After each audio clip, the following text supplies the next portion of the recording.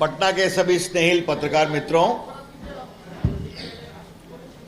आज एक विशेष प्रयोजन से आपके सामने प्रेस में आया हूं। आपको मालूम है कि भारत सरकार के द्वारा किसानों के हित में 3 कानून बनाए गए हैं। उसको लेकर कुछ दलों ने और विशेष रूप से कांग्रेस पार्टी ने बेबुनियाद और झूठ की बिना पर एक आंदोलन शुरू किया है। जबकि अभी मैं विस्तार से बताऊंगा कि कांग्रेस पार्टी इससे अधिक मनमोहन सिंह की सरकार में करने की बात कर रही थी और कर रही थी। तो नरेंद्र मोदी सरकार के विरोध के लिए विरोध ये करने की बात की गई है। इसलिए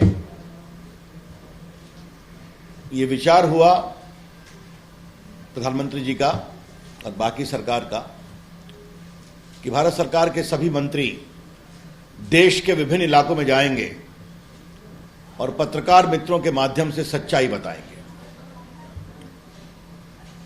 तो मुझे इस बात का बहुत संतोष हुआ कि मेरे लिए निर्देश हुआ कि मैं पटना में जाकर पत्रकार मित्रों से बात करूं। तो संक्षेप में इस विषय पर अपनी बात रखूंगा, फिर जो आपके फैसले, आपके जो प्रश्न होंगे उसका मैं उत्तर भी दूंगा। बस मुझे 5-7 मिनट दीजिए इसको थोड़ा विस्तार से रखने के लिए।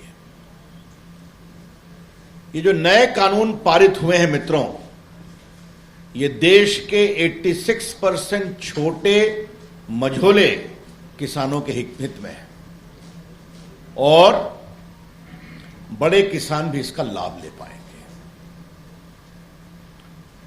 ये सारे बिल किसानों को अपनी उपज को भारत में कहीं भी बेचने का अवसर देता है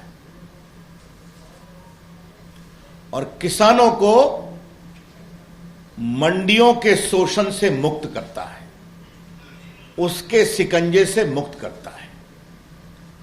These 3 bills empowers the ordinary Indian farmer who can sell their produce anywhere and free them from exploitation. ये बिल किसानों के हित में है, लेकिन विरोधी पार्टियां कांग्रेस, आरजेडी सहित बिचौलियों के पक्ष में खड़ी है। यह बिल किसानों को बिचौलियों और दलालों से मुक्त करता है और कांग्रेस पार्टी और आरजेडी बिचौलियों और दलालों के पक्ष में खड़ी है, इसका विरोध कर रही है। यह पहली बात समझनी जरूरी है। दूसरी बात जो कहा जा रहा है कि यह न्यूनतम समर्थन मूल्य नहीं मिलेगा, यह बिल्कुल बेबुनियाद है, आधारहीन है। प्रधानमंत्री जी ने कहा है, संसद में कृषि मंत्री ने कहा है, हम लोगों ने कहा है और आज मैं आप लोगों के सामने बिहार के किसानों को बड़ी विनम्रता से लेकिन बहुत प्रामाणिकता से कहना चाहता हूं, मिनिमम सपोर्ट प्राइस कभी नहीं समाप्त होगा और हमेशा रहेगा। न्यूनतम समर्थन मूल्य कभी नहीं समाप्त होगा और हमेशा रहेगा। और नरेंद्र मोदी सरकार ने किसानों के समर्थन मूल्य को बढ़ाया है, स्वामीनाथन कमेटी का अनुशंसाओं का अनुपालन किया है। और तीसरी बात, इसको मैं बताऊंगा विस्तार से, नरेंद्र मोदी जी की सरकार ने देश के किसानों के लिए ऐतिहासिक काम किए हैं।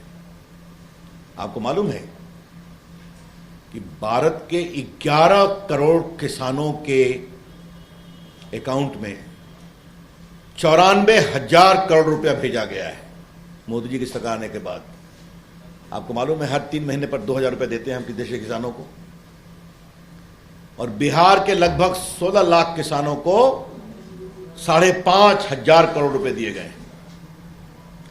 तो देश के 11 करोड़ किसानों को प्रधानमंत्री किसान सम्मान योजना में दिए गए कितने? 94,000 करोड़ हर किसान के अकाउंट में चला आता है। और बिहार के किसानों को लगभग 15,73,000 को दिए गए 5,500 करोड़। अभी कोरोना काल में किसानों के अकाउंट में 38,000 करोड़ रुपए गए। आपको मालूम है मैं देश का कानून मंत्री भी हूं, आईटी मंत्री भी हूं, तो हम लोगों ने यह निर्णय किया कि किसानों को टेक्नोलॉजी के माध्यम से अवसर मिलने चाहिए। तो हम लोगों ने एक नेशनल ई मार्केट किसानों के लिए बनाया। आप रजिस्टर होइए, वेबसाइट पर जाइए, बटन दबाइए, अपनी फसल बेच दीजिए। पटना के लोग पुणे बेच दें, बाकी बेच दें। आपको जानकर खुशी होगी कि पिछले 4 साल में 1,62,00,000 किसान रजिस्टर हुए हैं और 1,00,000 करोड़ का व्यापार किया है डिजिटली, बिना किसी मंडी के दबाव से। इस कोरोना काल में हमारा, आपको मालूम है, कॉमन सर्विस सेंटर काम करता है। बच्चे लगभग 4 लाख हैं, बिहार में भी 35,000 हैं, जिनके माध्यम से मैं गांव-गांव ऑप्टिकल फाइबर ले जा रहा हूं, आपको पता है। उनसे हमने कहा कि पटना, बिहार की लीची के लिए व्यापार करो, तो उन्होंने ऐप बनाया और मुजफ्फरपुर की लीची लंदन पहुंची है। उन्होंने ऑर्डर बुक किया, वहां से लोगों ने डिलीवरी दी, इन्होंने बेचा, पेमेंट हुआ। त्रिपुरा का पाइनएप्पल जो वहां के किसानों को 5 रुपया किलो मिलता था, वो दुबई और बॉम्बे पहुंचा 15 रुपये किलो मिला पर किसान को। तो ये अवसर होते हैं। मैं इस बिल के पक्ष में आऊं, थोड़ा मैं कांग्रेस पार्टी की कहानी आपको बता देना चाहता हूं कि कांग्रेस पार्टी क्या करती है जब सत्ता में होती है, अभी क्या कर रही है। 2019 के कांग्रेस पार्टी के मैनिफेस्टो में लिखा हुआ है, क्या है कि हम एग्रीकल्चर मार्केट कमेटी एक्ट को समाप्त कर देंगे। मैं पढ़ रहा हूं, Congress will repeal the agriculture produce market committee and make trade in agriculture produce free from all restriction.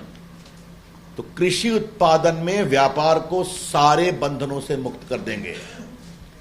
तो यही तो ये कानून भी कर रहा है भाई। तो इस पर कांग्रेस पार्टी, राहुल गांधी क्यों परेशान है? राहुल गांधी ने अपने कहा था 2013 में, याद करिए, कि कांग्रेस की सरकार ने 12 राज्यों ने फल और सब्जी को एग्रीकल्चर प्रोड्यूस मार्केट के दायरे से मुक्त कर दिया। और जो कॉन्ट्रैक्ट फार्मिंग पर इनकी आपत्ति है, मैं अभी बताऊंगा ये कानून क्या कहता है। इनकी सरकार मध्य प्रदेश में 2003 में, महाराष्ट्र में 2006 में, हरियाणा में 2007 में कॉन्ट्रैक्ट फार्मिंग को ओके कर चुकी है। और भूपिंदर हुड्डा ने 2007 में ही कॉन्ट्रैक्ट फार्मिंग के पहले किसान को पट्टा दिया था। अभी एक कमेटी बनी थी मुख्यमंत्रियों की इस पर विचार करने के लिए, तो कमलनाथ उस समय मध्य प्रदेश के मुख्यमंत्री थे, तो उन्होंने कहा कि बिल्कुल किसानों को उनके उपज को बेचने का फ्री अवसर मिलना चाहिए। और मेरे पास कांग्रेस पार्टी का जो पंजाब का मैनिफेस्टो था वो भी है, वहां भी उन्होंने यही कहा था कि एकदम किसानों को अवसर मिलने चाहिए। आप करें तो ठीक है, आपकी हिम्मत नहीं हुई राष्ट्रीय स्तर पर कानून बनाने की, नरेंद्र मोदी सरकार की हिम्मत है, तो आप विरोध कर रहे हैं। क्या मतलब है इसका? यह है बड़े सवाल। मुझे आरजेडी से एक सवाल पूछना है, यह बताया जाए आरजेडी की क्या कांग्रेस पार्टी अगर किसानों के हितों के खिलाफ बिचौलियों के साथ खड़ी है, तो क्या आरजेडी भी वही कर रही है क्या? इसका जवाब देना पड़ेगा। मैं नीतीश जी की सरकार का अभिनंदन करूंगा, उन्होंने 2006 में ही कृषि मंडी कानून को समाप्त किया था। देखिए आप लोग एक बात समझिए, बहुत सरल भाषा में मैं बता दूं, आप लोग जानकार हैं, जानते हैं, लेकिन फिर भी मैं रिपीट कर रहा हूं। जब मंडी होती है तो किसान मंडी के बाहर नहीं बेच सकता, उस मंडी के क्षेत्राधिकार में मंडी शुल्क लगता है, बाकी शुल्क लगता है। तो तुम्हें जो भी फसल है, जो दाम हमारे यहां तय होगा उसी पर बेचना पड़ेगा। जब आप कानून से उसको सीमित करते हैं तो हाजीपुर का केला पुणे में बिक सकता है, वो मुंबई भी जा सकता है। और आज तक हाजीपुर के केले का जो स्वाद है उसे देश में क्यों नहीं जाना चाहिए? अपनी लीची को पूरे देश में बिना किसी बाधा के क्यों नहीं जाना चाहिए? तो ये मैंने बताया कि कांग्रेस पार्टी, आरजेडी और इस बिल के सारे विरोधियों का पूरा जो दृष्टिकोण है वो झूठ पर आधारित है, और जो काम उन्होंने किया था अपनी सरकार में उसको हम अच्छे प्रकार से कर रहे हैं, किसानों के हितों का समाधान करते हुए। एक वीडियो कल हमारे आईटी सेल के द्वारा दिल्ली से ट्वीट हुआ है, जिसमें 2010 में या 11 में शरद पवार एक बड़े पत्रकार शेखर गुप्ता के साथ इंटरव्यू दे रहे हैं कि किसानों के लिए क्या क्या करना चाहिए। यही सब बातें उन्होंने कही है। तो मुझे लगा कि ये सारे बैकग्राउंड आपको बता दूं कि इसका पूरा विरोध किसानों के द्वारा नहीं हो रहा है, इसका विरोध राजनीतिक स्वार्थ के लिए हो रहा है, विरोधी दलों के द्वारा। क्योंकि नरेंद्र मोदी कुछ भी करेंगे तो राहुल गांधी को विरोध करना ही है और कांग्रेस पार्टी को। और दूसरा, जो कुछ मंडी से जुड़े बिचौलिए हैं वो इसका विरोध कर रहे हैं। अब थोड़ा हम आपको संक्षेप में बता दें तीनों बिल हैं क्या। बिल का नाम मैं आपको एक नोट दे दूंगा, उसमें इस बिल का नाम लिखा हुआ है। पहला बिल है, एक्ट है तो हो गया, farmer produce trade and commerce promotion bill. इसमें क्या लिखा हुआ है? किसान या किसान से जुड़ी कोई कोऑपरेटिव सोसाइटी या उनका संगठन किसानों के उत्पाद को राज्य में या राज्य के बाहर कहीं बेच सकता है। और दूसरा सबसे इंपॉर्टेंट है, किसानों के ऊपर कोई मार्केट फी, कोई सेस या लेवी नहीं लगेगा। तो जो बंधन मैंने बताया मंडी के द्वारा, वो उस पर नहीं मिलेगा। जो भी किसानों को जो बेचते हैं तो उनकी कीमत 3 दिन में मिलेगी रसीद के साथ, और नहीं मिलेगी, डिस्प्यूट होगा तो डिस्प्यूट से सेटलमेंट का प्रोविजन है, और एसडीएम व्यापारी के ऊपर पेनल्टी भी लगा सकता है। तो यह है पहला कानून। इसमें किसानों को नया मार्केट मिलेगा, बंधन से मुक्ति मिलेगी, यह है पहला कानून। दूसरा क्या है? Farmer empowerment and protection agreement on price assurance and farm service bill. इसमें मतलब क्या है? किसान किसी प्रायोजक कहा गया है, वो व्यापारी हो सकता है, बाकी हो सकता है, निवेशक हो सकता है, उसके साथ एक एग्रीमेंट कर सकता है। उसका एक मॉडल एग्रीमेंट भी बना करके केंद्र सरकार देगी। उसमें क्या है कि इस बात का ध्यान रखें, मैं रिपीट कर रहा हूं 2-2 बार, किसान की जमीन का मालिक किसान होगा, उसकी जमीन न बिकेगी, न लीज होगा, न मॉर्गेज होगा। तो किसान की जमीन के मालिकाना हक पर कभी भी कोई समझौता नहीं होगा, यह कानून में लिखा हुआ है। दूसरा, किसान चाहे तो उत्पादन का मालिक खुद बन जाए या जो प्रायोजक है उससे एग्रीमेंट कर ले और अच्छी राशि पर अपनी फसल को बेच दे, जिसका पूरा खाद बीज वो देगा, या किसान एग्रीमेंट में ये भी कह सकता है हम देंगे, अधिक हमको पैसे दो। तो ये उसके बारे में पूरा प्रावधान है। और जो प्रायोजक है उसका काम रहेगा किसान की फसल को मार्केट में लिंक कर देना, ताकि किसान को अपने मार्केट के लिए परेशान नहीं होना पड़े, अच्छी राशि उसको मिले। और अगर कोई क्षति हो गई, कोई ओला गिर गया, कोई बाकी परेशानी हुई, तो किसान के ऊपर कोई दबाव नहीं, दबाव भरपाई प्रायोजक करेगा, स्पॉन्सर। तो किसानों के हित की जितनी सुरक्षा हो सकती है, मैं रिपीट करता हूं, उसकी जमीन नहीं बिकेगी, उसके जमीन का लीज नहीं होगा, उसके जमीन का मॉर्गेज नहीं होगा। किसान चाहे तो अपना फसल खुद लगाए, उससे स्पॉन्सर से कहे, या बीज तुम दो, खाद तुम दो, मैं उसको उगाऊंगा, उठाओ मार्केट ले जाओ, मुझे पैसे दो। और यह बिल्कुल क्लियर एग्रीमेंट का प्रावधान है, और अगर कोई गड़बड़ करेंगे तो उनके खिलाफ सख्त कार्रवाई होगी। और तीसरा जो हमने काम किया है कि आवश्यक वस्तु अधिनियम, एसेंशियल कमोडिटी एक्ट में भी बदलाव किया है, ताकि पहले आपको मालूम है अगर मैं अपने पटना हाईकोर्ट के दिनों की याद करूं तो बेचारा अगर पूर्णिया का किसान पटना लेके चला आया तो केस हो जाया करता था इसेंशियल कमोडिटी में। क्यों? बड़े साहब से परमिशन लिए बिना क्यों आ गए, क्यों पटना सिटी की मंडी में बेचा, तो वो सब भी था।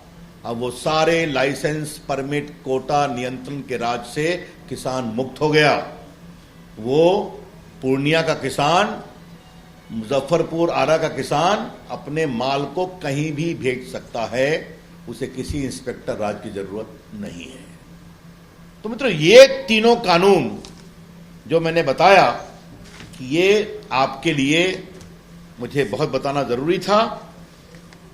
अब बात आती है एमएसपी की। हमारी सरकार ने बार बार कहा है कि हम किसानों का मिनिमम समर्थन मूल्य का कभी विरोध नहीं करेंगे। और आपकी जानकारी के लिए मैं आपको एक नोट दे दूंगा, तो आप देख लेंगे, उसमें विस्तार से चीजें हैं। लेकिन खाली मैं आपको एक चार्ट के माध्यम से कुछ चीजें बताना चाहता हूं। देखिए, 13-14 में मसूर का समर्थन मूल्य था 2,950। मोदी गवर्नमेंट में बढ़कर हो गया 5,100। उड़द 4,300, अभी 6,000। मूंग 4,500 से बढ़कर 7,196। अरहर, ये दाल की कीमत बढ़ी। अब जरा मैं दूसरा, आप देखिए, गेहूं, इसमें हमने एमएसपी को जो बढ़ाया है 50 रुपए पर क्विंटल 21-22 में, पिछले साल की तुलना में। बार्ली को बढ़ाया है 75 रुपए, 65%। दूसरा गेहूं 106%। चना 225 रुपए बढ़ाया, 78%। मसूर 300%, 300 रुपए बढ़ाया, 78%। और सरसों 225 रुपए बढ़ाया, 93%। और बाकी सनफ्लावर 50%। तो जो भी 23 आइटम हैं, गेहूं है, धान है, दाल है, दलहन है, ये सब बढ़ाते हैं और बढ़ाते रहेंगे, क्योंकि हमने स्वामित्व कमेटी का पूरा सम्मान किया है।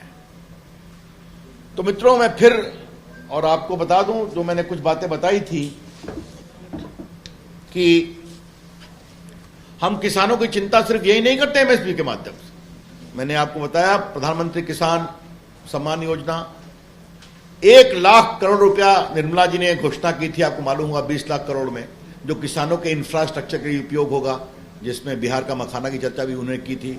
उसको हम लोग बहुत आगे बढ़ाएंगे।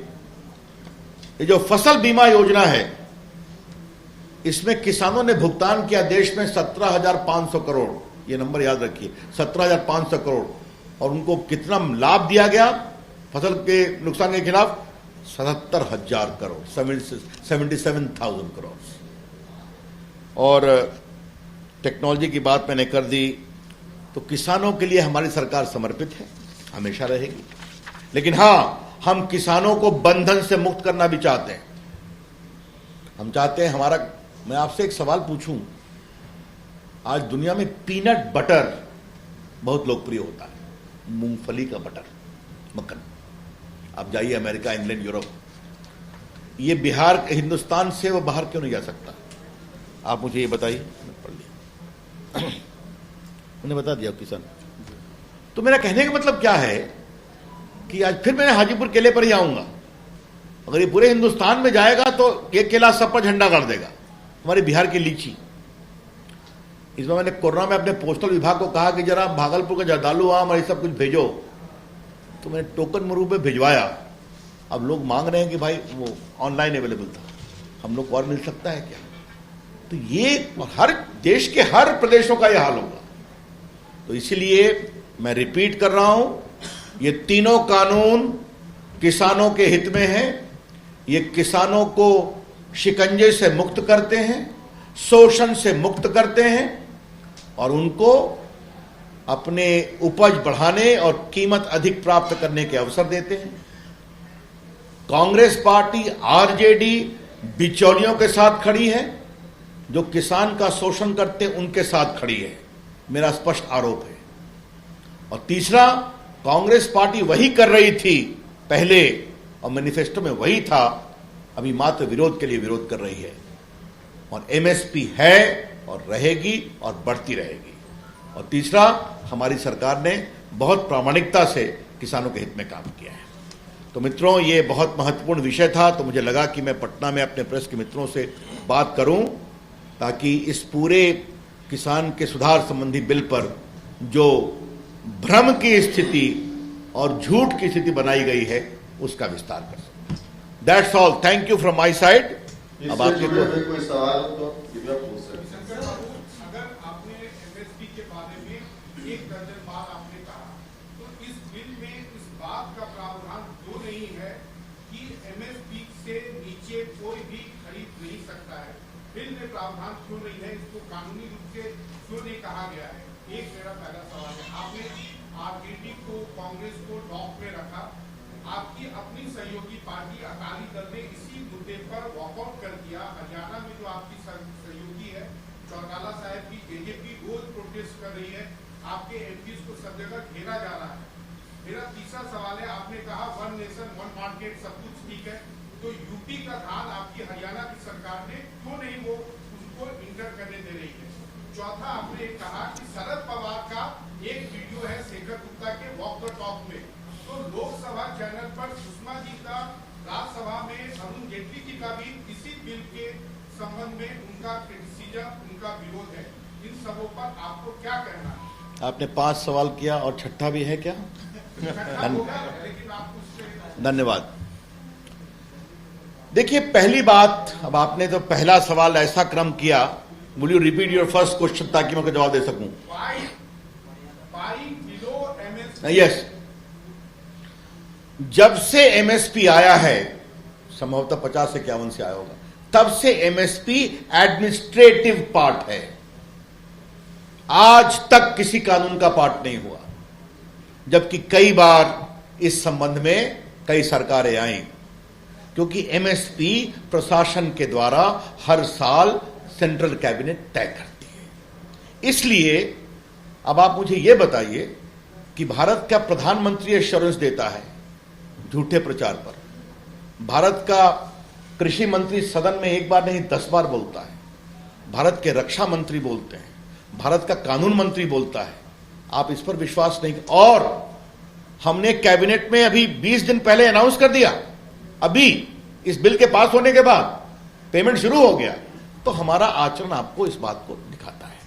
दूसरी बात, minimum support price is the minimum support price. यह कानून यह तय करता है कि मिनिमम सपोर्ट प्राइस से अगर अधिक उसको मिल रहा है तो उसको रोका क्यों जाए, यह इसका कॉन्सेप्ट है। अब जो आपने दूसरी बात बताई थी कि हमारे सहयोगियों के बारे में, हमारे उनके प्रामाणिक अंतर हैं, वहां कुछ पंजाब की इंटरनल पॉलिटिक्स भी होगी, मैं इस पर कुछ नहीं कहने वाला हूं।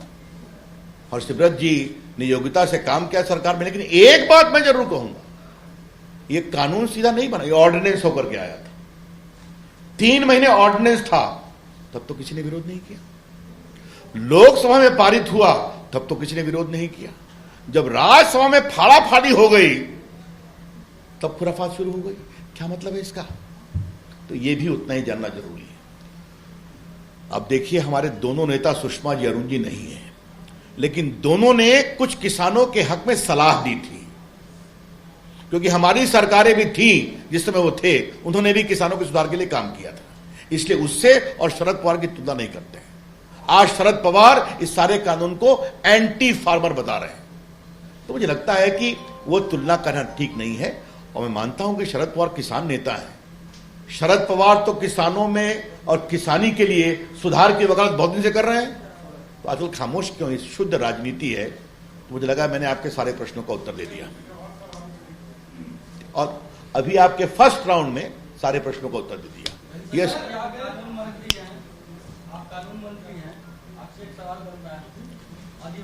अभी पहले इसी पर बात चलेगी। हाँ,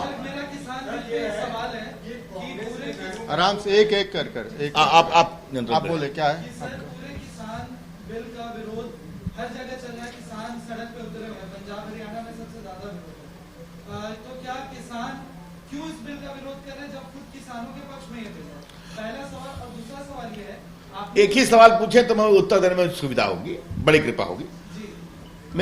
मुझे मालूम है आपकी क्षमता मुझसे एक नहीं 10 सवाल पूछने की है, लेकिन मेरा आग्रह होगा, मेरी सीमाएं हैं तो एक एक करके पूछे। मेरा खाली कहना क्या है, किसानों को सच्चाई नहीं बताई गई है। जहां किसान सच्चाई समझ रहा है वो चुप हो जा रहा है। मैं फिर कहूंगा, जब किसान को उसके अवसर बताए गए हैं, मैं फिर कहूंगा, क्यों हुडा साहब ने हरियाणा में कॉन्ट्रैक्ट फार्मिंग लागू की? क्यों बोलते हैं आपके कैप्टन साहब अमरिंदर सिंह जी कि किसानों को कहीं भी अपना माल बेचने का अवसर मिलना चाहिए? क्यों कांग्रेस पढ़ रखती है मैनिफेस्टो में कि हम एपीएमसी को खत्म कर देंगे? तो क्या उस समय आपकी सोचने की प्रक्रिया बंद हो गई? तो क्या? तो ये शुद्ध रूप से राजनीतिक कारणों से विरोध है और किसानों के शोषक के साथ वो खड़े हैं। किसान समझ रहा है तो शांति हो रही है, और हमारा काम है कि इसको हम विस्तार से बताएं। उसी क्रम में हम लोग आपसे चर्चा कर रहे हैं।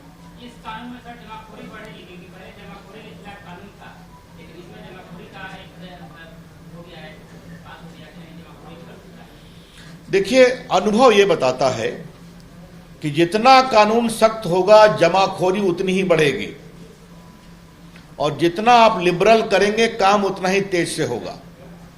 हमारी सरकार ने केंद्र सरकार में परमिशन लेने की प्रक्रिया को कम किया है। आज दिल्ली में आपको मकान का नक्शा पास करने के लिए सेल्फ डिक्लेरेशन काफी है। तो अनुभव यह बताता है कि अधिक कानून होगा तो जमाखोरी बढ़ेगी और रिश्वतखोरी बढ़ेगी। निधि बाद में आऊंगा।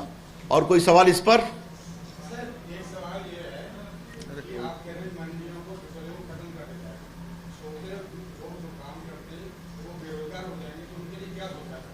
हमने कभी नहीं कहा मंडियों को खत्म करेंगे। मंडियों की परमिशन की बाध्यता को खत्म किया गया है। एग्रीकल्चर मार्केट मंडियां बनती हैं प्रदेश सरकार के कानून से। यहां तो नीतीश कुमार जी ने 2006 में खत्म कर दिया। तो क्या किसान उससे परेशानी हुई? क्या किसान में और अवसर मिले? और आपकी जानकारी के लिए, कोरोना के बावजूद इस साल खरीफ में धान की फसल रिकॉर्ड हुई है भारत में, इतिहास में। तो किसान को अवसर मिलना चाहिए, वो खड़ा होता है, ऐसा हमारा विश्वास है।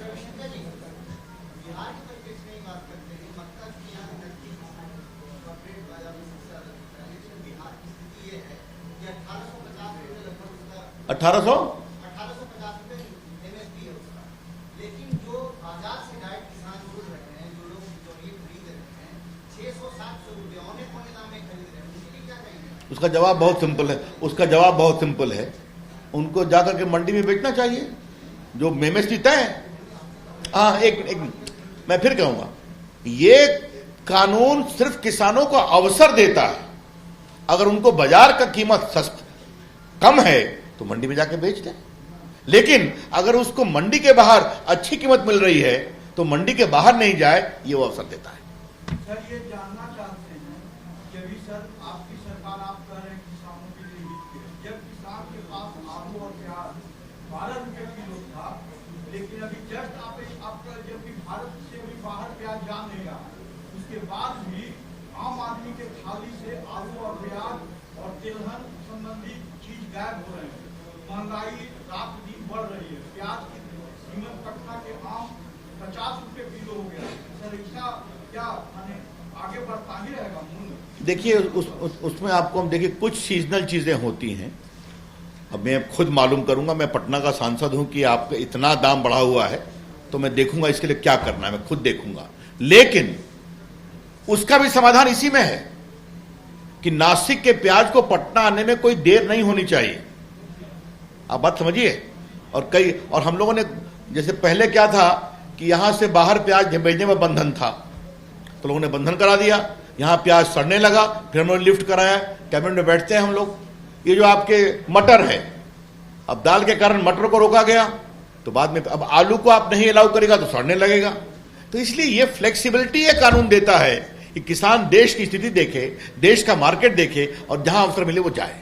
ये किसान के पास जाता है तो 10-12 रुपये किलो है, लेकिन जब अभी स्थिति है कि सर ये आलू कम से कम 35-40 रुपये तो फिर मैंने आपको पहले ही बताया, इसको मैं खुद देखूंगा, लेकिन इसका भी समाधान इसी से निकलेगा। अच्छा चलिए, आपने बहुत सवाल पूछ लिया। संजय जी हो गया।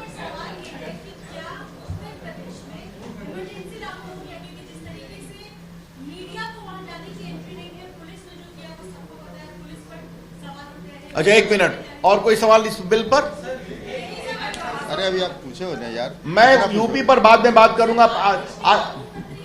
अभी मेरी प्रेस इस पर है, मुझे इस पर प्रश्न लेने दीजिए, आपके जवाब को उत्तर दूंगा। हाँ बताइए।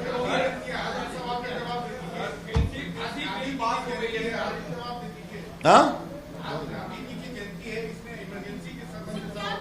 नहीं, मैं आपको कहाँ मना कर रहा हूं, मैं पूछ रहा हूं किसान पर कोई और सवाल करने हैं क्या? हाँ अब बताइए। चलिए ठीक है।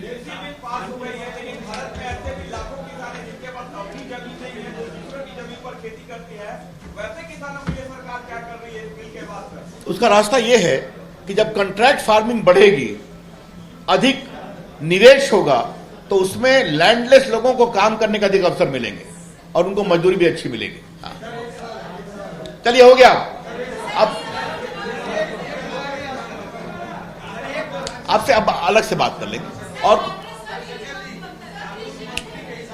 सुजीत जी शिवसेना ने हाथरस मामले को लेकर एक एफआईआर मुंबई में दर्ज किया, जैसे कि सुशांत सिंह राजपूत के मामले में बिहार में कहाँ तक ये कानून के विरुद्ध? देखिए, मैं इस पर क्या बताऊं। सुशांत सिंह राजपूत के मामले में पूरी स्थिति उनके पिताजी ने स्पष्ट कर दी थी। क्योंकि वो पटना का बच्चा था, वहां एक्टिंग करता था और वहां पर कार्रवाई नहीं हो रही थी, इसलिए पटना में उन्होंने एफआईआर किया। जो उनको आशंका थी वो सीबीआई में ट्रांसफर हो गया। तो part of cause of action Patna था, परिवार था, पिताजी थे। अब इसमें शिवसेना में क्या है हाथरस के मामले, मुझे समझ में नहीं आ रहा है। अब बाकी फिर भी एफआईआर किया है तो उत्तर प्रदेश सरकार का जवाब देगी। लेकिन मैंने बिल्कुल, आपने एक कानूनी सवाल पूछा, मैंने उसका उत्तर दे दिया। देखिए, हाथरस के इंसिडेंट के बारे में, उस लड़की की जो मौत हुई दुर्भाग्यपूर्ण है, हत्या हुई, उससे हम कभी समर्थन नहीं करेंगे। और आदित्यनाथ जी की सरकार ने सख्त कार्रवाई की है, आपके एसआईटी की घोषणा कर दी है। जो उनके खिलाफ अपराधी थे वो गिरफ्तार हैं, फास्ट ट्रैक कोर्ट में उसकी सजा चलेगी, ये सारी बातें हो गई हैं। अब उसमें कई और बातें हैं, रेप हुआ या नहीं हुआ वो भी वहां की पुलिस ने बताया है, तो वो सब वहां की पुलिस बताएगी। अब जहां तक आपने बात कही मीडिया इमरजेंसी, कोई इमरजेंसी नहीं है। एक बात आप ध्यान रखिए, क्योंकि आपने इमरजेंसी की बात किया है, तो इस सरकार में, मोदी जी की सरकार में ऐसे लोग हैं जिन्होंने इमरजेंसी के खिलाफ संघर्ष किया था। क्योंकि मनीष जी ने बात कही, चाहे वो नरेंद्र मोदी हो, चाहे वो राजनाथ सिंह हो, या स्वर्गीय सुषमा स्वराज, अरुण जेटली हो, या उपराष्ट्रपति हो, या रविशंकर प्रसाद, मैं स्वयं हूं, जेपी मूवमेंट और हम लोगों ने इमरजेंसी के खिलाफ संघर्ष किया है। तो हम लोग का ये संकल्प है। लेकिन ये कौन सी कांग्रेस की नीति है कि राजस्थान पर चुप हैं आप, जहां और विभत्स घटना हुई है, वहां तो कुछ नहीं बोल रही है प्रियंका और राहुल गांधी, और यहां जाकर के पूरा ड्रामा कर रही है। ये ऐसा कैसे चलेगा? और हम लोग का कमिटमेंट देखिए कि हमारी सरकार है, वो कानून मैंने ही मूव किया था कि आज अगर 12 साल के नीचे की बच्ची होगी तो फांसी लगेगी आपको बलात्कार में, और बाकी उसके ऊपर होंगे तो आपको आजीवन, मतलब आजीवन आप जेल में रहेंगे। ये भी कानून किया है। फास्ट ट्रैक कोर्ट बनाया हम लोगों ने इसके लिए, और उसको इंक्रीज किया है। तो ऐसा नहीं है कि हम लोग कार्रवाई नहीं करें। एक एक करके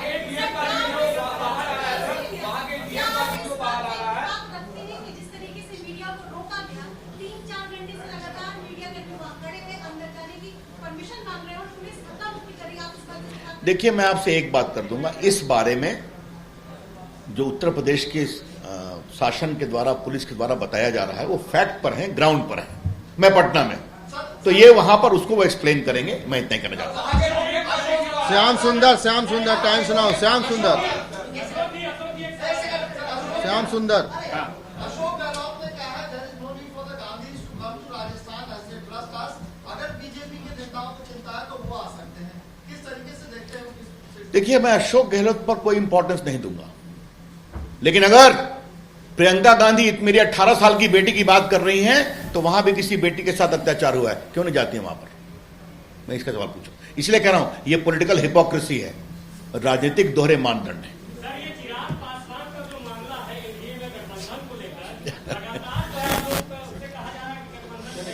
चलिए मैं इस बात का अंतिम उत्तर देके खत्म करूंगा। हमारे राष्ट्रीय अध्यक्ष जी ने 3-4 लोगों को अधिकृत किया है इस पूरे गठबंधन के संबंध में निगोशिएशन के लिए। वो बातचीत चल रही है, बातचीत जल्दी ही पूरी होगी और हमको पूरा विश्वास है कि एनडीए 2/3 बहुमत से जीतेगा। धन्यवाद। एबीपी न्यूज आपको रखे आगे।